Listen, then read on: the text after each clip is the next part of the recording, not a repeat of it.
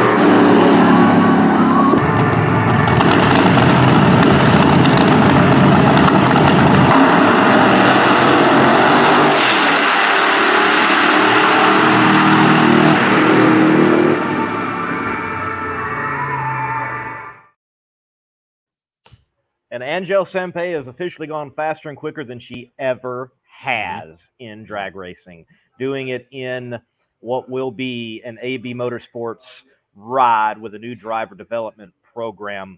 Darren, I knew something was up when I saw Jasmine and Salinas outside the car, and the individual in the car, at the time I didn't know who it was being directed on how to navigate the water box. A lot of people don't realize it, but even in a dragster, or even through the water box, they'll kind of pivot. They'll kind of go through and roll through, and get things offset, if you will. Some teams like it that way. Well, the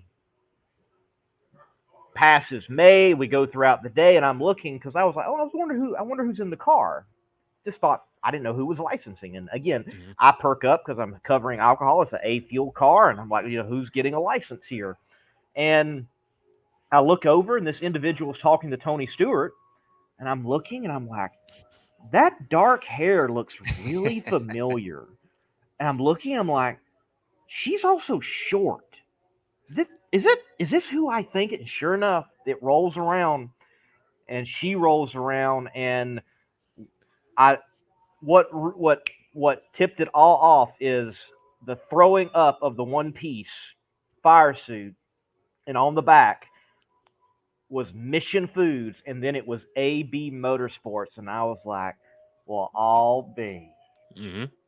And this is wonderful to see, because 2 years ago at Virginia Motorsports Park, I chatted with Antron Brown testing after that last national event there, and I walked up to him as his Top Fuel dragster was in the staging lanes with another driver in it, and I was like, Antron, what's going on?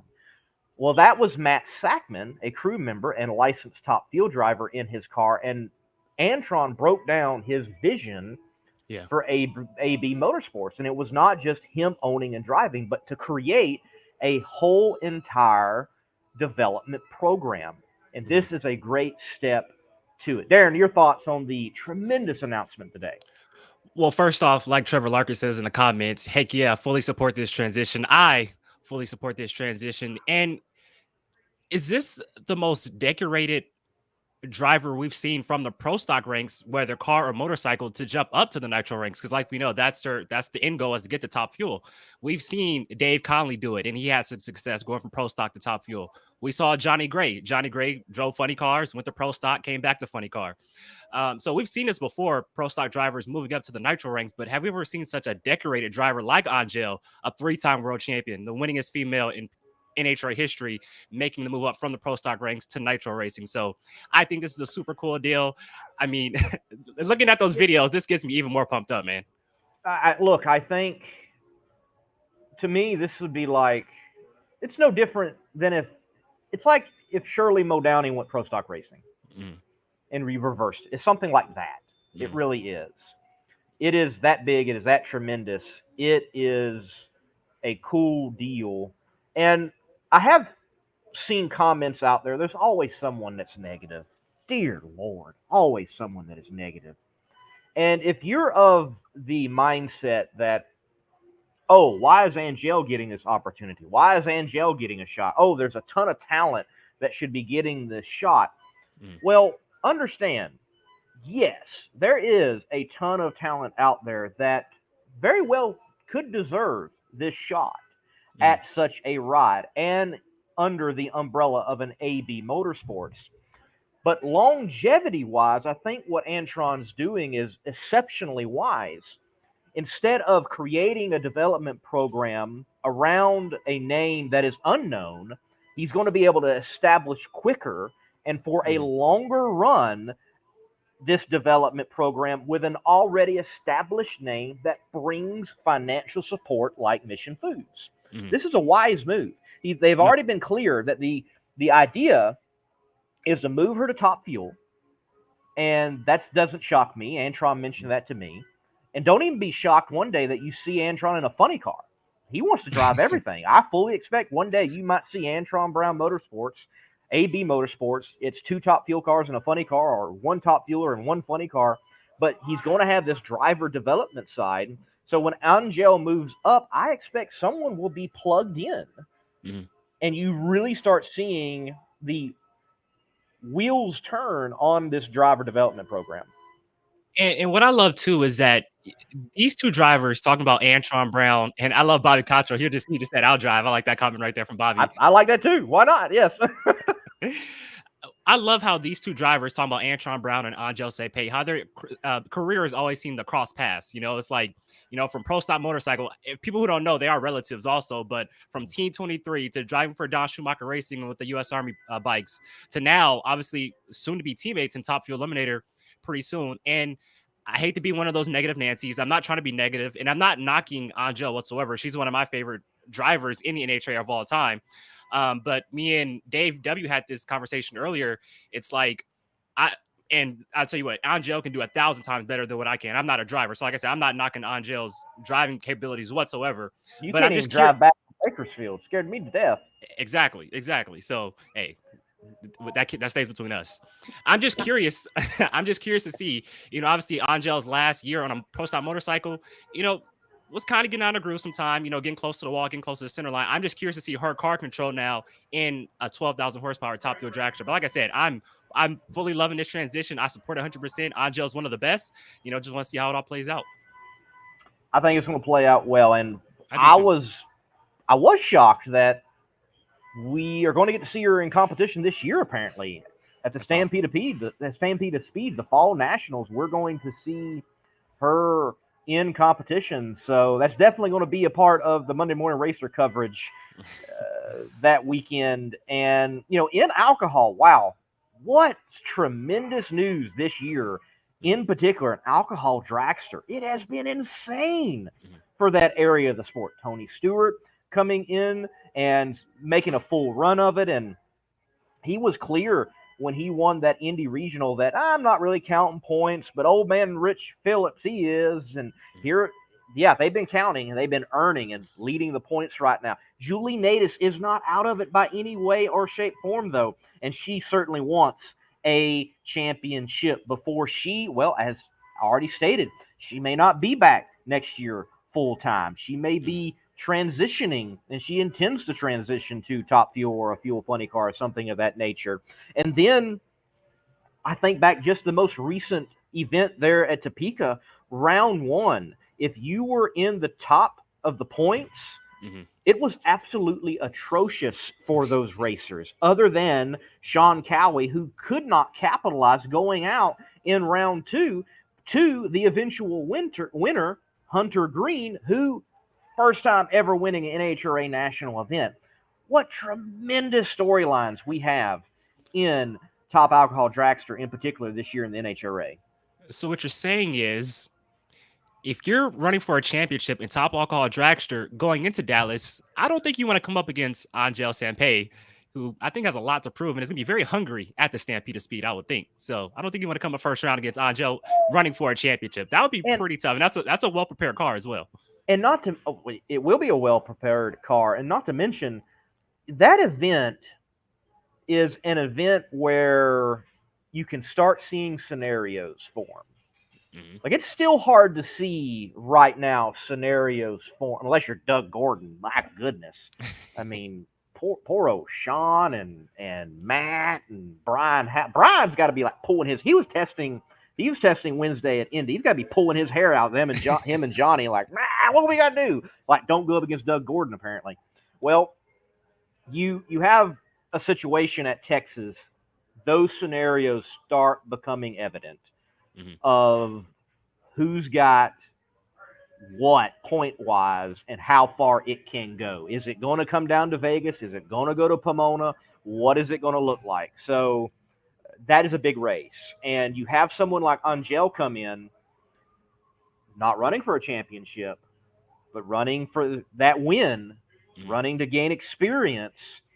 Well, what if she comes up against, in round one, a Julie Natus, but picks up a round and Julie's knocked out, or Tony, or, whatever the scenarios might work out. I think last year with Julie, after winning the U.S. Nationals, I mean, she certainly was in the points hunt, goes into the Fall Nationals in DNQs, first time of her career, did not make the show. So it is a critical race in top alcohol competition. I tell you what, Angel is going to be like the Ed Ace McCullough of 92 when Ed Hayes went to Top Fuel and then he had that great into 92 season. He goes, hey, we might not be in the hunt for the championship, but we could definitely spoil the hopes for the ones who think they are. So, like I said, what a really cool announcement. I was dealing with the COVID the past week, so I was kind of out of the loop on the news, and you filled me in on what was going on. And just to hear that Angel Sampey, one of the greatest to ever do it, 3-time world champion, winning his female in history, is going to run A Fuel, but then ultimately the move is to step up to Top Fuel Eliminator, the kings of the sport. I think that's badass, man. She will do well. She'll do well. It is. And I do want to make one more remark, and then let's move on to some other things in the world of drag racing. I am going to say this. As a member of the media, somehow, it is not always my job to tell everything I see. There are times where you give people the place to have that moment to state whatever they want to state. So I put out some stuff alluding that, hey, you all need to be paying attention. There is something big coming in NHRA. But it was not my place to just say outright, Angel Sampey in an A Fueler that was Jasmine Salinas' ride with AB Motorsports on her fire suit and Missions Food. That was not the case. I was able to see something that I was not necessarily entitled to see, but by being there, I was able to see. But that did not give me the right to automatically post. So keep that in mind, folks, that sometimes you just got to wait on the news for when it's supposed to come out. Yeah, you don't always have to be first. It's overrated. Who cares? It's not overrated, but I know. So I do want to bring up Bobby Cottrell. He mentions here, good thing about Antron is he's never changed his character. He's always a nice human being. I'm a fan. Yes, Antron is one cool dude. And then Trevor Larkin in the A-Fuel competition himself of Greg Racing. They will run out there on the West Coast. As big names entering A-Fuel as the minor leagues brings great attention to the class. That's been missing and deserved. I dig it. Stoked to get to line up against big names. That's cool. That's cool right there, that a fellow competitor sees the momentum that the class has gotten, is excited over it. Yes, sir. All right. Well, Darren, there is plenty more happening in the world of drag racing, and plenty of it is happening outside of the world of NHRA. But connected with NHRA, there is this big pro drag race going to happen around the test session before the season kicks off once again for the NHRA in 2024 down there in Florida. Your thoughts on pro and the list that has come out? In particular, let's look at the Nitro list And well, I will throw in the Pro Stock list. Might as well. They're going to be a part of it too. Poor old Pro Stock Motorcycle. That's another discussion for another day. But they're going to have a show down there in Florida. A lot of money on the line. Good thing, bad thing. Where do you think it falls for the sport? Well, first off, do you have the list of competitors? Not No? right here. No. This is I love what Drag Illustrated, Wes Buck, Steve Torrance, Tony Stewart, how they've all come together and put together on this race. I've seen it's been very divisive on Facebook. A lot of people like it, a lot of people don't like it, a lot of people think it's not going to move the needle, a lot of people think it is going to move the needle. I'm of the understanding of, hey, I just want to see how it all plays out. It's something new. It's something that we could build off of. Like you said, that's a lot of money on the line. And hey, it's something different. And I think that's something that kind of, these drivers who compete in the NHRA just needs a little spicing up. And this is what we're going to get. It's kind of like an all-star type of field kind of race, big money on the line. We have night racing. So I think it's a good deal. It's something new. It's something fresh. And I'm just looking forward to seeing how it all plays out. I dig it. I think it's a positive all around. I do believe it is a positive. This reminds me, there used to be a day and time in drag racing where fuel cars raced regularly outside of sanctioned events. Yes. I think probably one of the most notable would have been the Popular Mechanics or Popular Hot Rodding, Popular Hot Rodding, I believe it was. Yeah. National events. They had like one or two a year, and some of the biggest names, Shirley Downey and Don Garlitz, they would come out. Like they even had a sense of pride about it. Like Shirley had won it 2 or 3 times in a row, and no other top fueler had won it back to back and multiple times.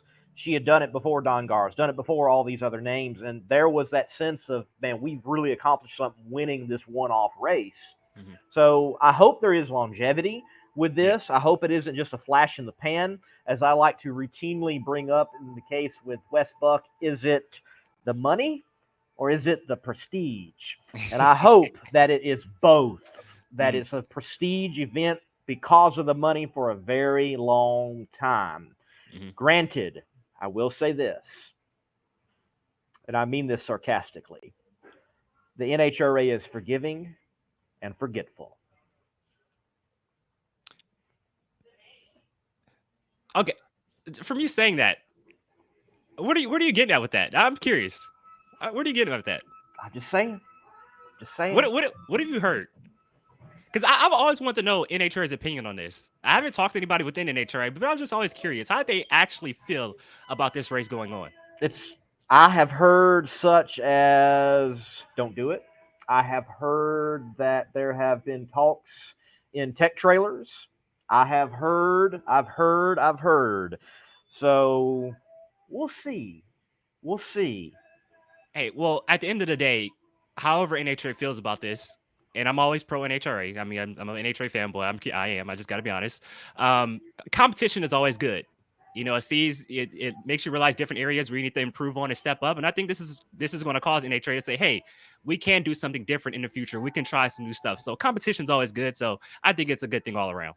I will say that this does showcase that, one, it can be done. It is going to happen.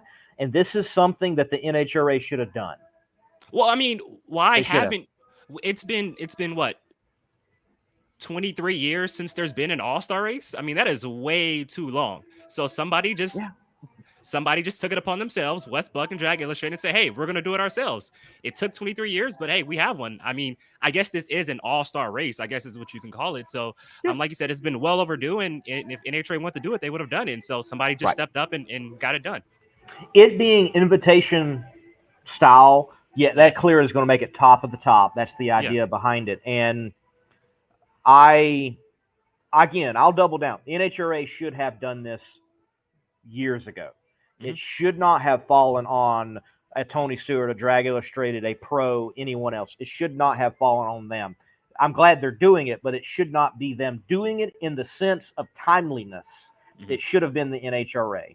And I hope from this, the NHRA will then step forward and do their own thing and give us even that much more of an event. Because if Pro is doing this, then it's not a matter of pro drivers saying, no, we don't want to do it. Mm-hmm. Apparently, it's been a lack of NHRA effort. Mm-hmm. No, for sure. And, I think, and obviously I hate doing the comparison to NASCAR. I hate doing that, because we're not NASCAR, two different sports, the way both sports are run are totally different. But I think if we can get to a point where we have an all-star race and we're upward of 750,000 to running for $1 million for nitro cars, I think that'll really move the needle right there. I hope we can get to that one day. That'll be awesome right there. It would be. It certainly would be. Now, I will say this. My last remark on the whole entire event is, well, I'm just kind of surprised Pro has gotten all of a sudden into the business of promoting a race. That's never been apparently like a part of their initiative. Hey, it's got Alan Johnson to talk. I'm surprised. I just, Pro has been this like advocacy group for the professional drivers and team owners. And I'm just surprised that they're on the tip of the spear, if you will, in promoting a drag race. I mean, yeah, they'd sell tickets to testing, but big deal. I mean, this is finding sponsors and inviting people and so on and so on and so on. I'm very surprised that they're doing that for sure. But yes, looking forward to it. I do want to bring up Andrew's comment, because I do have something to say to this. The list seems like the good old boys club. How do they invite Dave Connolly, who doesn't race much, and leave out Alan Perninsky? So, on particular, in that remark, Andrew, I will say I think you have to look at Dave Connolly's record to Alan's. Nothing against Alan. I love what Alan is doing. Please do not misunderstand me. I love that he is the champion out there for Dodge, and he is plowing ahead, and he is going to get it done. I'm pulling for Alan. But when you compare Alan to Dave Connolly, I think the record speaks for itself. And then I know, speaking to Scott Palmer, by the way, Scott, if you ever see this, keep getting better, man. Glad you're okay, and so glad that it was just what you got out of it and not worse. Keep moving forward, man. Keep progressing and getting better, and look forward to see you at the track. And I'm sure that will be a lot sooner than we all expect, knowing Scott Palmer. But Scott said about the event, in speaking with him, that he shouldn't be invited, that he's not an all-star. He's on the fringe. He's an outlaw guy. So it may seem like the good old boys club, but especially when you look at that top fuel list, it's the top of the top. Mm-hmm. It really is. Correct me if I'm wrong, and I saw Wes Buck posted a wish list of drivers he wanted to come. Was Larry Morgan invited also? Because I saw Larry Morgan's name on that wish list, so I wasn't sure if he was actually invited to the race. Well, Larry is going to be there because Beaver Motorsports is on the. Okay. Yep. Okay. And there again, look, I love Mr. Beaver. He's a cool dude, but Beaver Motorsports has not ran that well. Okay, they just have. They're getting better and they're progressing. And Chip Lofton is part owner of that team. Love those guys. Mm-hmm. But you have a legend in Larry Morgan, and yeah, that makes sense. It'd be cool if the Johnson boys got some money and got down there. That would be awesome. Hey, we're thinking the same thing. We're thinking the same thing, man. Thinking the same thing. Yep. Mm-hmm. We are. So before we move on, Lee, because I know you have to get on Maddie soon. Yep. Why wasn't Pro Style Motorcycle invited? I have no clue. But you know what? That's a good question for Matt Smith. That is a very good question. Yes, you are right. Because he was adamant that he did not like not being included. I heard. So, yeah, that's a good question for Matt Smith. And if you get Matt, you don't even have to do much to get him talking. But he will tell you exactly what he thinks. I got you. Yeah, that's right.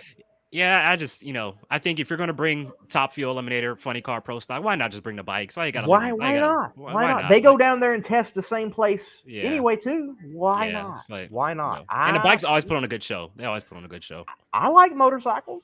Yeah. I do. Now, I will say there is room. And there is, Maddie, we're getting you. I'm sorry. We got a good conversation going on. Okay. But there is room. I think this is a perfect opportunity for someone like Chris Graves or some other promoter out there to say, okay, if you're going to do the all-star race of top fuelers, well, we're going to do the riffraff of top fuelers, and we're going to get them on flow and get the Scott Palmers, get the Terry Tottens, get the Leverage Racing, get everyone that's not on that list and put them in a show and duke it out. That might even be better.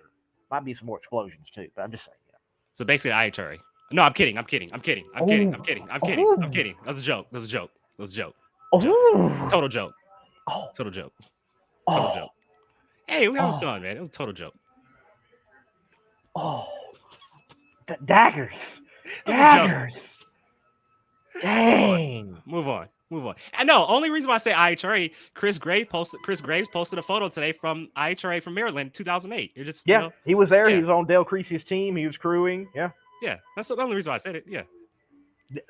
Mr. Blank, that was disrespectful. Yes, it was disrespectful. Keep IHRA alive. I see. I'm from the West Coast, so we didn't get a lot of IHRA. I was always NHRA, but keep it alive, man. Man.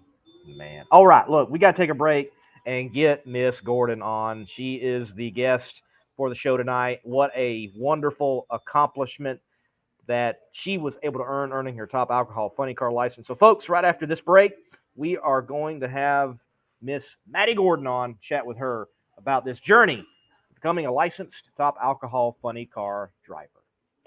If you own a beautiful modern muscle car like this 1320 Challenger, I'm sure you don't want it stolen. Because the Challenger and many other modern vehicles have an easily accessible neutral release strap. That was your coin holder in your center console, and beneath that there's this red cord that someone can pop, put it in the neutral, and potentially easily steal your car. But at Destroyer1320.com, they have the TDS, Theft Deterrent System, which is a cover over that strap using factory mounting points so that you don't get popped by a thief. So make sure to go to Destroyer1320.com using promo code MMR for 15% off and get your Theft Deterrent System TDS and steal the thieves' hope. Maddie Gordon, welcome to Between the Slicks. Hello, I'm so glad to be here. Well, look, thank you. It is certainly good to have you on. Congratulations once again. You look very nice tonight. I've never seen you without the hair pulled back and grease on you. That's pretty cool. Yeah, right? Yeah, it's like I have a completely different wardrobes. I wear regular girl clothes at home and all black at the racetrack. There you go. Yes, all black. Yes, the rubber gets everywhere. I wear a bandana when I'm doing the starting line camera for Funny Car Chaos, and I'll pull it off, and I'm like, how did rubber get there? I had a bandana on, for goodness sakes. It's like yeah, having us as Team Estrogen, we've got face wipes all over, the trailer, hairbrushes. We've got plastic rubber bands for our hair. We've got all the girl stuff going on.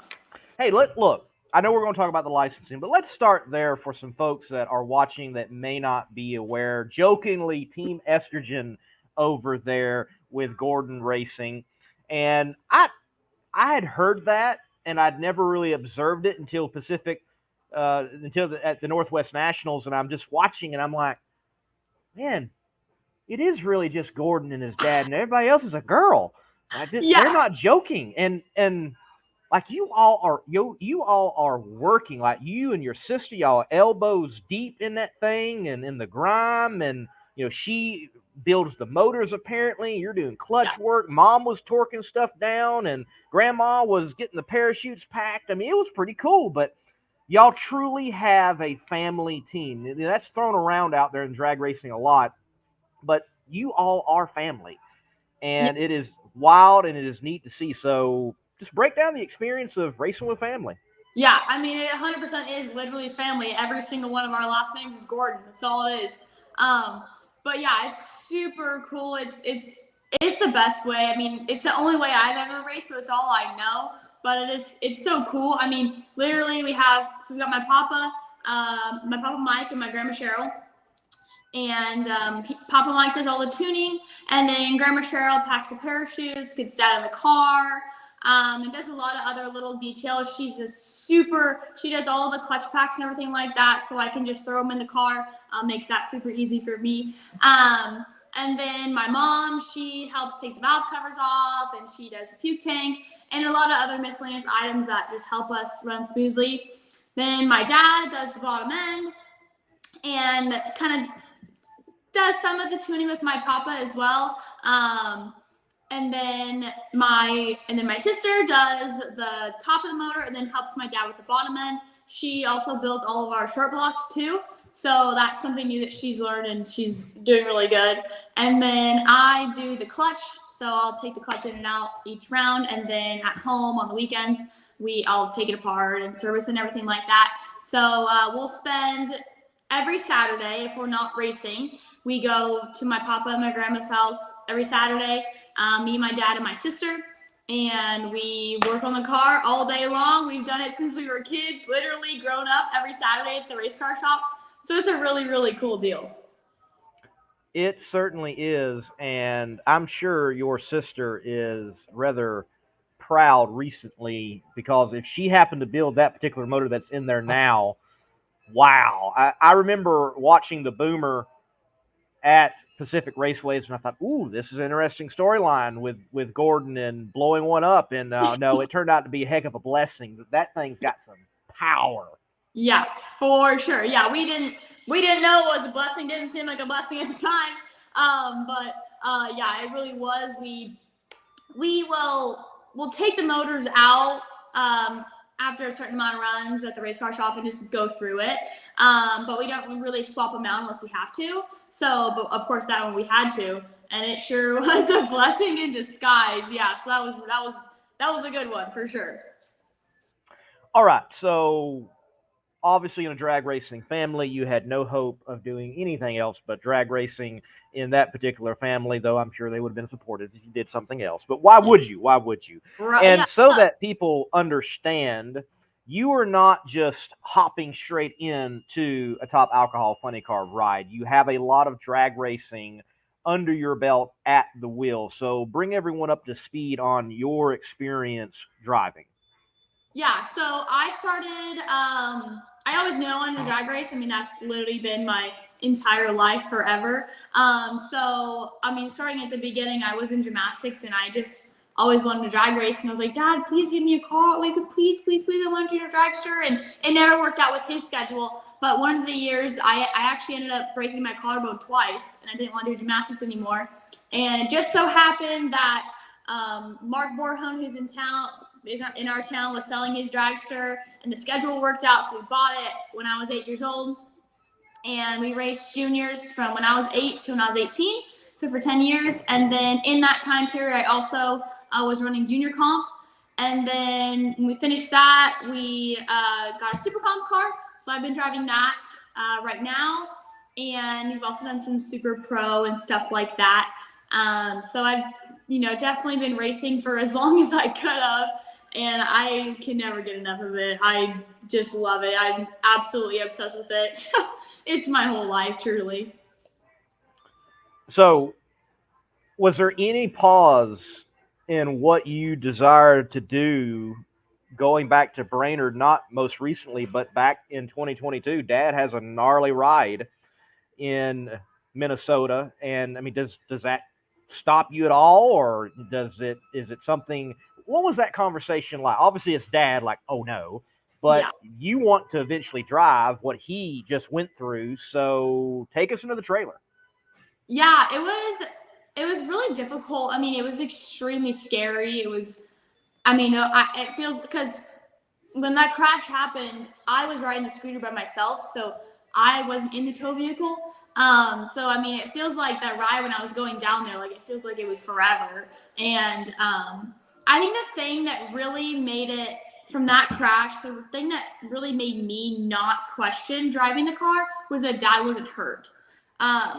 Because Dad wasn't hurt, I don't know why it didn't scare me. I guess I just have so much faith in the safety systems. And I mean, that was obviously a nasty wreck, and my dad walked away with a bruise. And a bruise on his leg, and that was it. But it was extremely scary, and I think it was the hardest. It was the hardest on my mom that I still wanted to do that, because obviously, like, you know, that was it was a big deal. And she's like, Maddie, are you sure you want to do this? She's like, if you don't want to do it, you got super comp, and, you know, we'll make that work, and I'm sure you'll love it. And, you know, so she's trying to show me the other side of it, but for some reason, it didn't scare me away from driving. I don't know why, but it just didn't. Those moms, you got to love them. My mom did not like me doing junior dragsters, and I still have aspirations of driving, and she always tells me, just tell me after. I'm like, okay, Mom, I'll tell you after.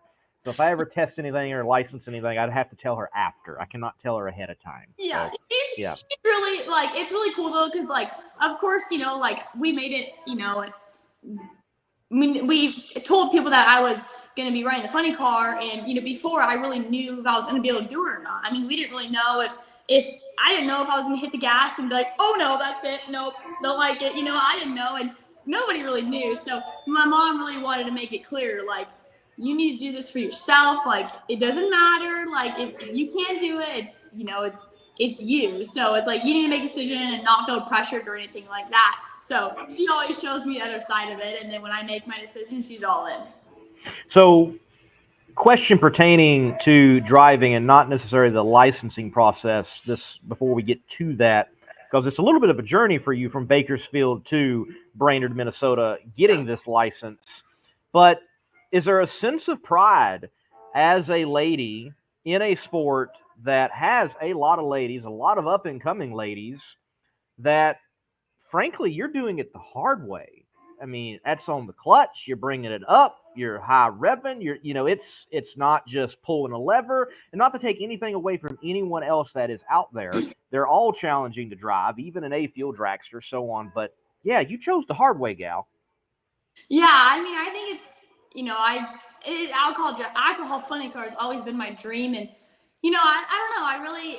I think it's, you know, super cool. And I don't really tend to play like the lady card or anything like that. I think if I want to race in a man's class, then I need to be as good as them. I don't want to be good because I'm a girl. I want to be a good driver in general. So I don't really take any slack on that, and I always want to do the best that I can.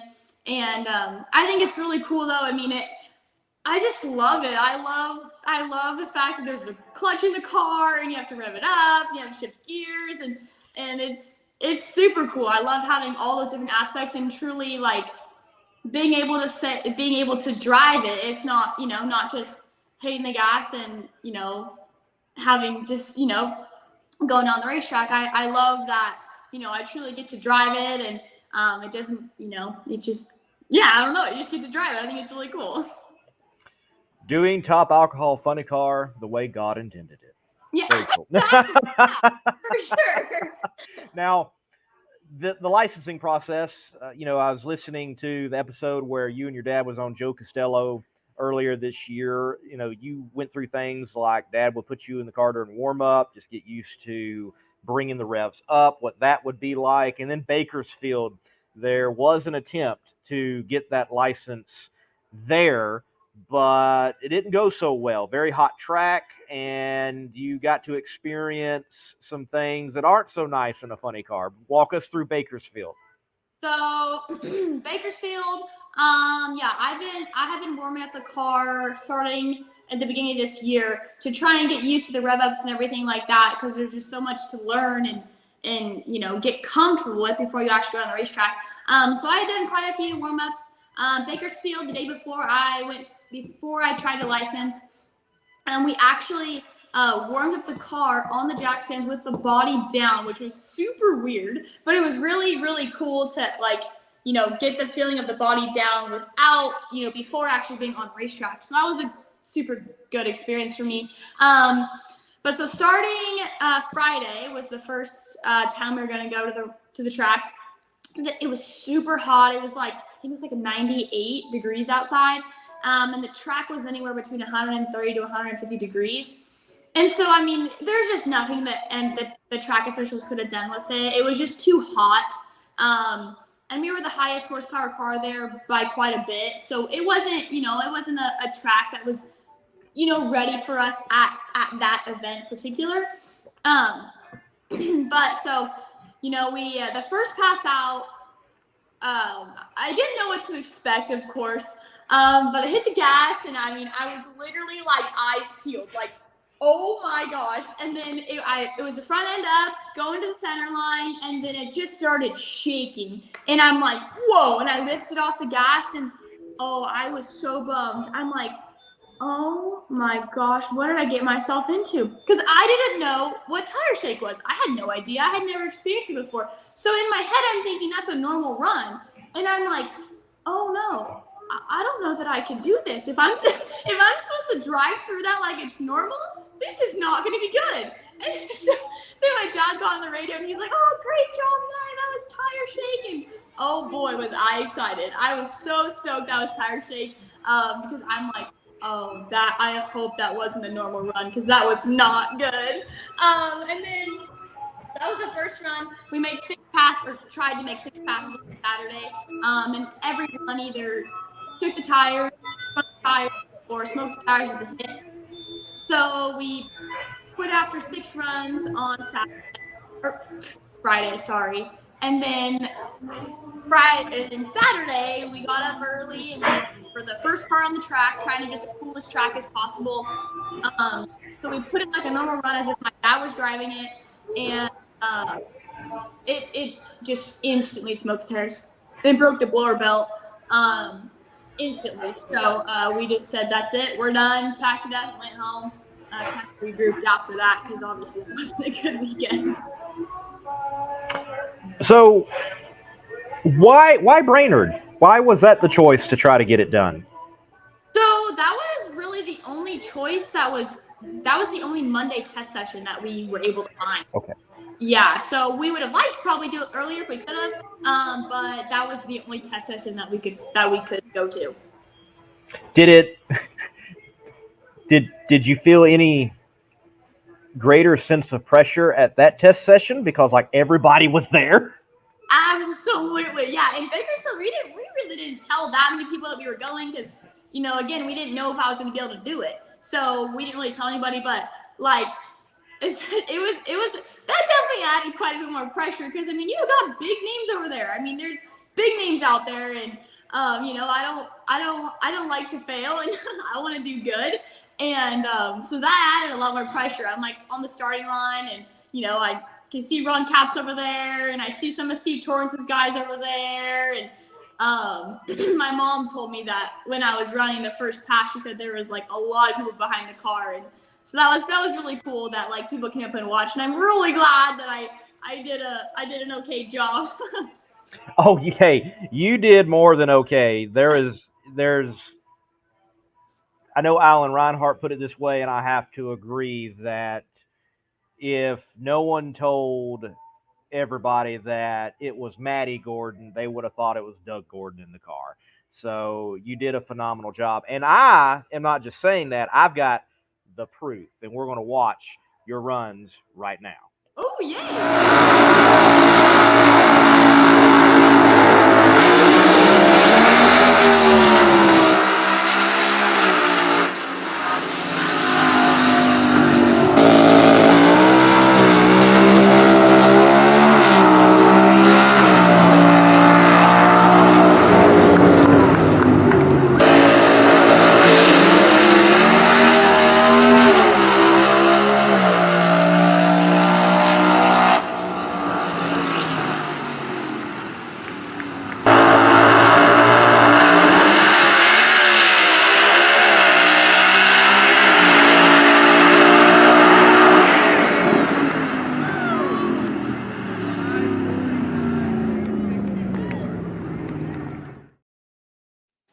Dang.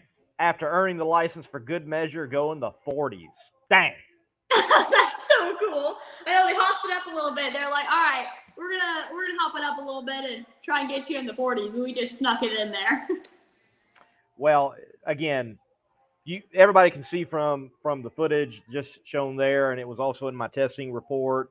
that can be seen on YouTube and Facebook on the Monday Morning Racer platform. I mean, straight and true, up on the revs, good. I mean, you drove it like a pro. So look out, Top Alcohol Funny Car next year for sure. Yeah. I'm going to bring back on my cohort, Mr. Darren Williams Jr., American Hot Rod Entertainment, and open it up to him for questions as well. I just also want to know, what was it like getting Ron Capps and Robert Hight to sign your license? I was able to get Ron on camera. That's in the report. I didn't get to catch up with Robert. So I do want to know, what did Robert say? What was that interaction like?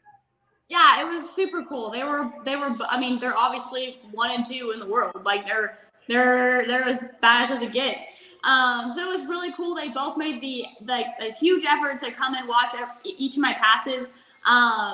So it was really cool to, have their opinion. And Ron gave he told me that, I did a great job, and gave a little advice too on what he thinks I can improve on, which was super cool. And then Robert was so supportive. He said I did a great job, and in particular, he thought it was really good that the first pass that he saw, I went out to the right, or it took off, running up, went to the right, and then steered it back into the center instead of overcorrecting and all that kind of stuff. So it was really cool that they both, felt I did a good job, because obviously I tried my best and I wanted to do as good as possible. And it was really cool to have them say their opinions. And Chris Houle made the effort and stayed. Chris and Kevin stayed Monday to watch and sign my license, which was super special. And of course, having my dad sign was like super cool. Well, hey, Maddie, first off, you put me on the spot here. But I just want to say that not really a question, but me and Lee have talked about this before. You and your sister, whenever we see you guys on the starting line and cheering and stuff like that, it always gives me like a vibe of Rusty and Billy Glidden when they used to cheer for their dad, Bob Glidden, back in the day. And I just thought you guys were kind of like the modern day Rusty and Billy of today, and just how you guys are working on the car, the celebrations, and rooting on your dad. So just want to first off say congratulations, and looking forward to your debut next year. It's going to be pretty exciting. Oh, thank you. Yeah, I appreciate it. We put in a lot of work and effort to get the car down to get the car on the track and everything. So we're always very excited on the starting line. That's for sure. So what is Dad doing next year? Has he got his rocking chair ready or something? I mean, what's going on? I mean, we're going to do basically a total swap. So I'll start driving the funny car full time. And then he's actually going to get a Super Comp license and start driving Super Comp. He's never done any sort of wheel racing or back racing or anything like that. But, I mean, he's learned with us through juniors and taught us so much. So I think it'll be really cool for him to be able to actually see the other side of it, because he's always been the teacher. Now we'll actually see what it looks like. So he's excited for it. We're excited for it too. So Dave W., Mr. Dave Weslowski, if I remember correctly, great statistician, and oftentimes on with Darren Williams Jr. for Inside the NHRA. Also has been on Competition Plus, Power Hour. States you're the 45th driver to make a pass in the 540s in Top Alcohol Funny Car. And as he states here, that's true. As many people have competed in that class, that is an impressive club to be in, and you haven't even been in a race yet. That's really cool. I had no idea that was the deal. That's really cool. Yeah, that's 45. That's not that many in the whole scheme of things. That's really cool. Yeah. Yeah. You think how many people have competed in Top Alcohol Funny Car? That is impressive. Yeah, that's so cool. I mean, yeah, they said they were gonna hump it up and try and get me in the 40s, and then Dad got on the mic and said 549. I was so stoked.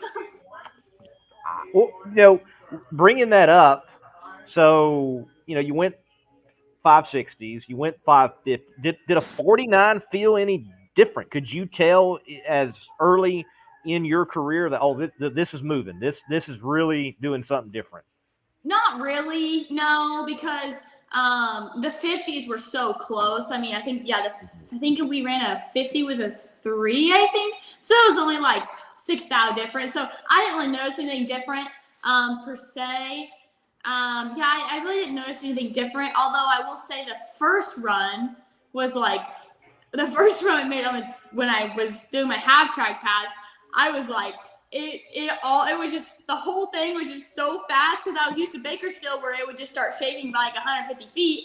And then, but this one, it kept going past 150 feet. And I'm like, oh my God, this is so fast. And so it was really cool. The first run was like major, like head crazy. And then the second and third and fourth runs, I was just, I couldn't wait to go that fast. I was like, just never wanted it to end. I'm like obsessing over it. So, like Dave said, 45th different driver to run in the 540s. And obviously you're more on the younger side, and I know your dad is probably the one you've always looked up to. That's your hero. But I mean, you talk about other greats in top alcohol funny car. You think of Bob Newberry, Pat Austin, Randy Anderson, Frank Manzo. Any of those drivers that ever kind of stood out to you or you kind of looked up to? I mean, I would definitely say like for sure, like Frank Manzo. I mean, he's obviously like, he won so much. And so for sure, Frank, he's obviously a huge name. But I've always looked up to my dad. Like, I've just always been, like, I just always wanted to do everything he does and be just as good as he is. And so I would say truly, like, he's always been my biggest role model, per se. I've always looked up to him and how he drives and everything about him, but especially how he drives. But I would say for sure, other than my dad, definitely Frank Manzo, because he's obviously a huge name and he's done so good in funny car and all the other categories. The Ace, Lee. The Ace. Right. Right. That's a good one to look up to as well. Now, you're getting a lot of attention here lately, all right, and deservedly so. But I do want to take the time. Your sister, Macy, correct? Yeah. Does she plan on ever getting in the funny car? Does she want to get in the funny car? Or is there going to be a seat controversy in Gordon Racing one day? Yeah, right? That's been asked before, that's for sure. No, she's never wanted to do the funny car. We're like the same person in so many ways. But a big difference in the two of us is like I'm extremely a thrill seeker, adrenaline junkie. I just love that stuff. Whereas she is she's like super good at like more planned stuff. Like we're in the funny car, things come up that you're not planning for. Whereas she is like super calm and top dragster, wheel racing in general. She's super, super good at that because she has a plan and she knows how to execute that plan. She doesn't want to go as fast as the funny car goes. She likes more of the plan and super calm and top dragster and things like that. So I don't think there's going to be any seat controversy because she's never showed any interest in the funny car. But her dream's always been top dragster. So she's truly living her dream too. Okay, cool. Yeah. Well, okay. Well, who's got more wins? Okay, I'll tell you a funny story. So so when she started junior racing, she seriously won it all. She reset the points record by like a ton of points her first year. I mean, she just won a ton. And I could not win to save my life. I was not winning anything. So we got these trophy shelves in our rooms, and they're the exact same shelf. And one day she walks in my room and she looks at the shelf and walks back in her room, looks at her shelf and walks back in my room. I'm like, Macy, what are you looking at? She's like, something looks different. And I'm like, what do you mean? She's like, our trophy shelves look different. And I'm like, well, probably because you have more trophies than I do. And she's like, yeah, I think that's it. And I'm like, oh my God, way to rub it in, Mace, and way to go. That's cold. Yeah, I was like, what the heck? So then, of course, like the next year after that, she struggled. She would have moved up to a new class, so she didn't win all that often. I was getting more comfortable in my class, so it started to turn around, but oh my God, little sisters. I'm like, dude, come on, man. Like, that was pretty funny. Well, I can tell you, it's not going to change anytime soon. I have seen in Nitro Chaos the sibling rivalry play out between Megan and Rachel Meyer, and it Yeah. has been so funny that after Rachel takes out Megan at MoCan, I go over for the interview, and Rachel, you're not the Meyer sister that we were expecting to be in the final round. And she just straight up like, I'm Dang. tired of losing my sister. I'm like, that? That is funny. I know. It's pretty cool too. They're two sisters going for the racetracks together. I know they're totally into rivalry there. I enjoy watching their videos on that. All right. Well, Darren, anything else from you? No, that's about it. I think we got to give a shout out though to the boyfriend, Dylan Selfridge. He's in the comments. I'm gonna put it up right there. Maddie, Dylan Selfridge, girlfriend first. First Selfridge boyfriend? I have no clue. I don't know who that is either. It's not. Oh, my bad. Oh, I thought it was your boyfriend. My bad. No, Oh, my I'm boyfriend's in the Darren. other room over there. Darren. I thought. Hey, I was trying to give a shout out. I didn't know. Darren. All Dang, good. that's All embarrassing. good. Well, I'll have a conversation with Darren about hosting after the show. Okay, we'll have No, that. that is funny No. because I know my boyfriend just heard that over there. That is pretty funny. Hey, I'm trying to do Oh. a good deed and give a shout out, but I didn't know. I'm sorry. Dang. No, that's funny. My Don't be goodness. sorry. My goodness. All right. Well, Maddie, look, thank you for your time. Congratulations once again on earning the license. We look forward to following your career. With stating that, any idea the first race? I would assume our first race is always either Pomona or the Phoenix Divisional. I would assume Phoenix is still gonna have it. I don't know. I don't know. Yeah. So usually that's the first. Those are the first races. So, yeah, I'm like super excited. I'm like could count down the days. Okay. Well, Maddie, again, congratulations. You're always welcomed at Funny Car Chaos too. Just so y'all know. Okay. So y'all come on out. Come to Funny Car Chaos sometime, and thank you for your time. Yeah, thanks so much for having me. I really appreciate it. It's super cool to be here. See you, Maddie. Bye, guys. That was smooth, Darren. I don't know who Dylan Selfridge is, but bro, I like shooting your shot, man. I applaud you, dude. I don't know who you are, but man, I'm trying to give a shout out and dang. Thanks, Well, son. that's certainly cool to see, and as you can see, Maddie's got a lot of great personality and obviously talent to boot. Driving that car, you can look from the footage. I mean, yeah, like she'd been out there 100 times.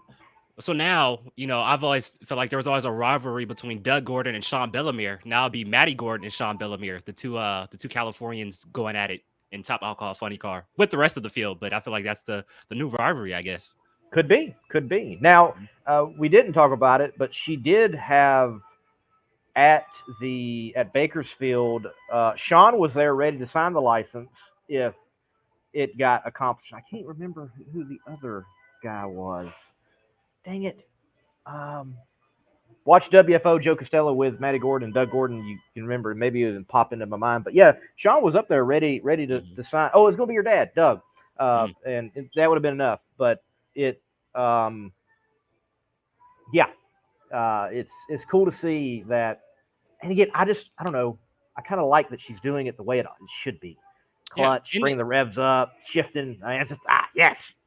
And then it's also like the newer generation. We're starting to see a lot more. We've seen it now in Top Alcohol Dragster with the younger crop of drivers coming up. Now we're seeing it at Top Alcohol Funny Car. So this is what NHRA drag racing needs, and we're seeing this next generation of drivers coming up soon. Hey, if that's her goal, we'll see her in a fuel funny car one day. Right? Who knows? Right. Again, if that is her goal, you take like Sean Bellemere has been clear that. He's like, man, I got such a good deal here. Why would I go race Nitro Funny Car? Okay, so yeah, I mean, you got to think about that. And if you're having fun in a class, and I know it has to be exhilarating to,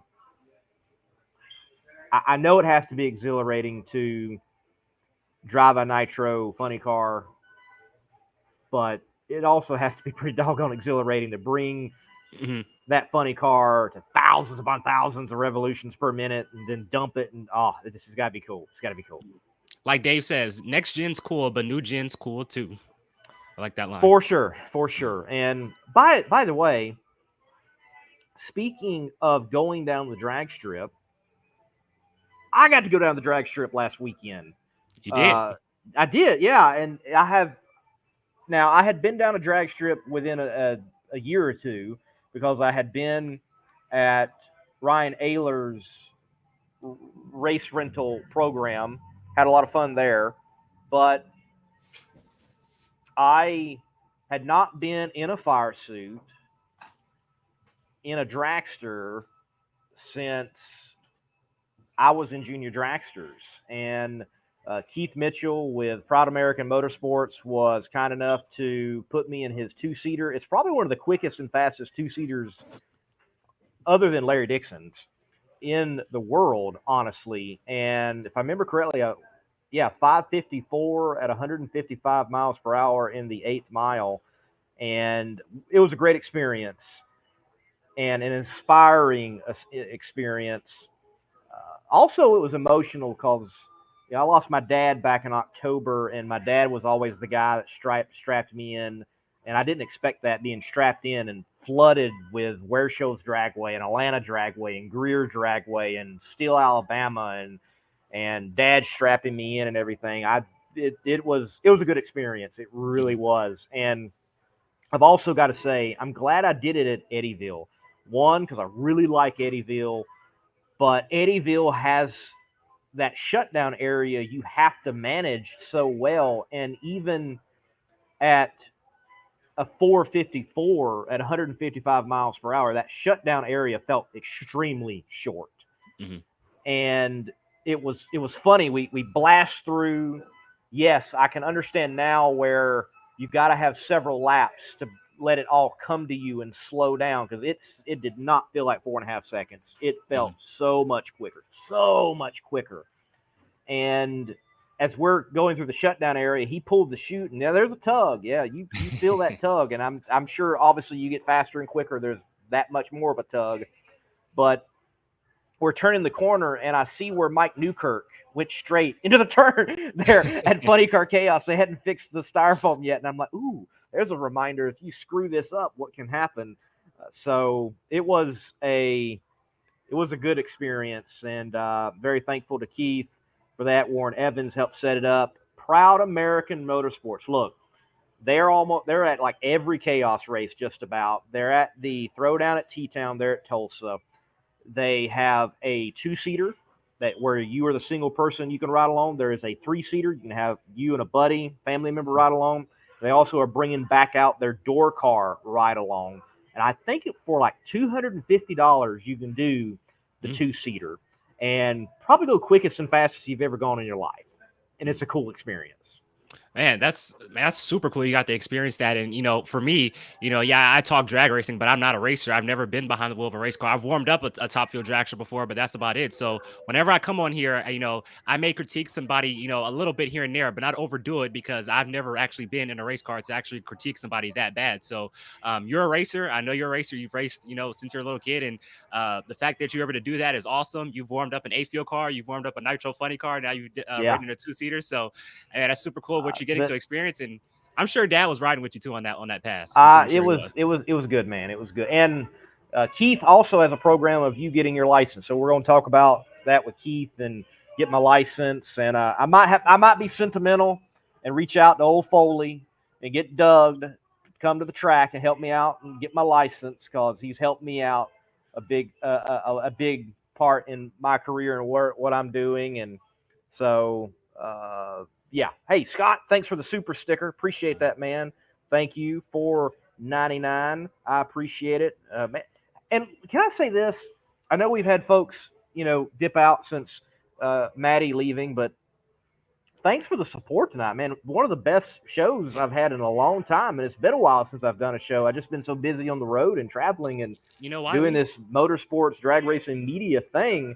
But thank you all for tuning in and watching. So it certainly has been a good show, and there's about to be a good show down the road, Maryland International Raceway. If you are on the East Coast, look, the place to be is Maryland International Raceway this weekend, Friday night, Saturday, for Funny Car Chaos. Over 40 funny cars, 32 are going to be qualified. There's even more racing beyond the funny cars there as well. some of the best looking funny cars, some of the best running funny cars out there, period, are on the East Coast, and they're going to be in Maryland. And it will be a merry time in Maryland at that facility for sure. You need to be there. Funny Car Chaos goes east. I tell you what, it's going to be a great event, and it's a setup because we got this race this weekend, and then next weekend it's the big go, the U.S. Nationals. It'll be a lot of fun. Hey, Lee, before we get out of here, do you know why this was such a well-attended show? Do you know why? I'm sure it had something to do with Maddie. Well, no. Maddie had something to do with it, but he got this tall, dark, and handsomeness right here on the show. I mean, this brings up the ratings all the time, you know? This is why. It's all this tall, dark, and handsomeness. Like Antron, you know? Always bet on black. Hey, I know this. You can also bet on red, and it wins. We had it all. We had red on the show, black and blonde. We had it all, huh? We had it all. We had it all. We had it all. Look, let's stop before I get canceled. Let's stop before I get canceled. Stop. Yeah.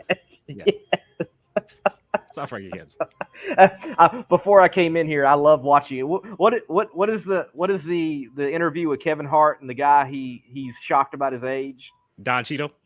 Thank you. I was watching. It cracks me up every time. I think about you and me. It's so funny. It's like I'm not that older either.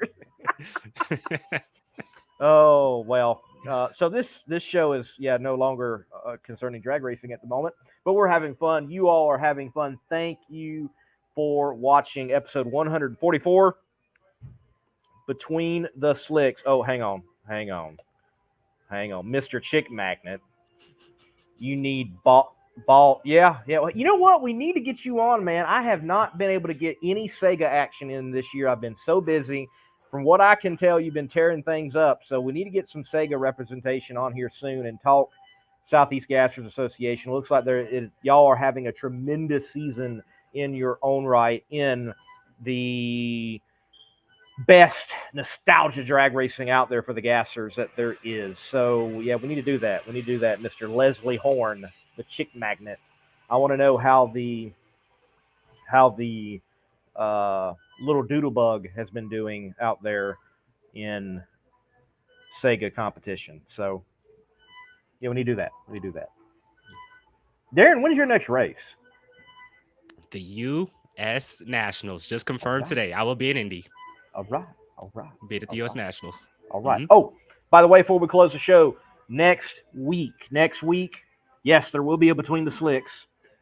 It will be live from Cruise Petragon's open house there in Brownsburg, Indiana, and I'm looking forward to doing that event again. Another great lineup of drivers and crew members and personalities surrounding drag racing will be live from there again.